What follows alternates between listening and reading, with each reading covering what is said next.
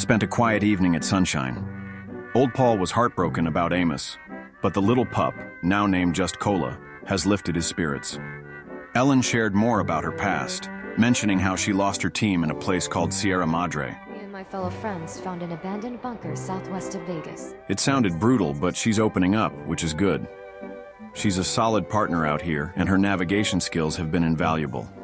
We started the discussion about heading into Boston, and the settlers talked about Lexington and the Super Duper Mart, saying it's overrun by ghouls. Preston mentioned something similar, so we were cautious in our approach.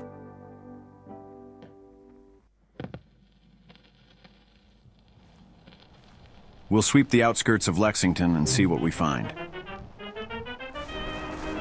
We crept around a corner and heard gunfire. Synths and ghouls and raiders. Decided to try and get inside the Super Duper Mart without raising the alarm. It was eerily quiet in there. Managed to power up a Securitron to scout ahead, and the ghouls started waking up. Had a couple of close calls, but eventually made our way through.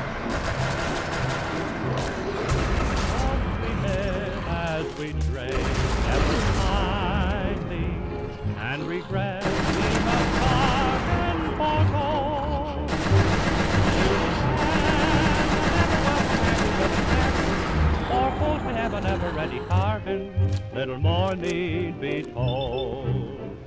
Beyond the dawn, we belong the pale dawn. Our home starts where night is born.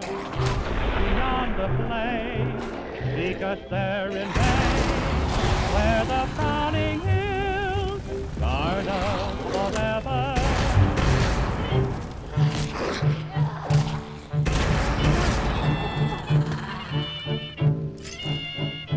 Found a couple of Preston's crew who must have been overwhelmed by the ferals. Poor bastards. A heap of supplies here.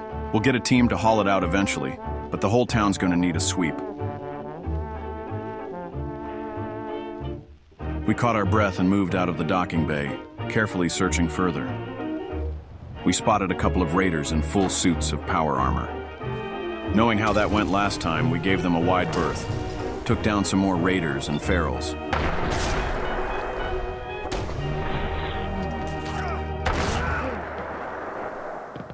Then out of the corner of my eye, I spotted a fellow in a green and yellow jacket, just standing there. Not Jack, was his name. Didn't make much sense, but he asked for help with his friend Jack. It was getting dark, so we ducked inside, hoping for a bit of safety. What entailed ended up being one of the strangest experiences of my life. Yeah, but he's not the synth. I am. A bounty hunter had Jack tied up, while not Jack, and I entered. The bounty hunter was selling synths for a profit, and wanted me to point out which Jack was the synth. Is what he's saying true? Is he a synth? I still have no real concept of what synths are, but I know you can't sell people. Not Jack suggested shooting Jack so the bounty hunter might let them go. I gave Jack a little flesh wound, but the bounty hunter and his crew opened fire on us.